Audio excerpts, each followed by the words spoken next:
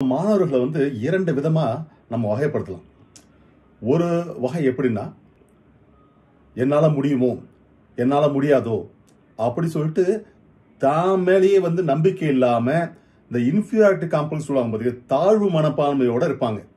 அப்ப நம்மளால முடியாதோ அப்படின்னு நினைச்சாலே அங்கேயே முடிஞ்சு போச்சு உனக்கு. இன்னொரு வகையான மாணவர்கள் எப்படி அப்படின்னா, ஏன் என்னால முடியாது அப்படிங்கக்குள்ள அப்ப அவன் தேடுறான் என்னென்ன வழிகள், நம்ம இது முடிக்கிறதுக்கான வழிகள் என்னென்ன, எப்படி என்னால முடிக்க முடியும். இதே உலகத்துல தான் பல பேர் இந்த விஷயத்தை செஞ்சு முடிச்சிருக்காங்க. அப்ப என்னாலையும் முடியும், ஏன் என்னால முடியாதுன்னு கேள்வியை கேட்டு அதை செஞ்சு முடிக்கிறதுக்கான வழிகளை தேடுறவன் தான் இரண்டாவது வகை. இப்ப இரண்டாவது வகையா உள்ளவன் எப்படியே முட்டி மோதி ஜெயிச்சு வெளில வந்துடுறான். ஆனா முதல் வகையா இருக்கவன் நம்மளால முடியாது அப்படின்னு ஆரம்பத்திலே நினைச்சு அப்படியே முடிஞ்சிருது எல்லாம். அப்ப எப்பொழுதுமே எப்படி இருக்கணும் அப்படின்னா இரண்டாம் வகையா இருக்கணும்.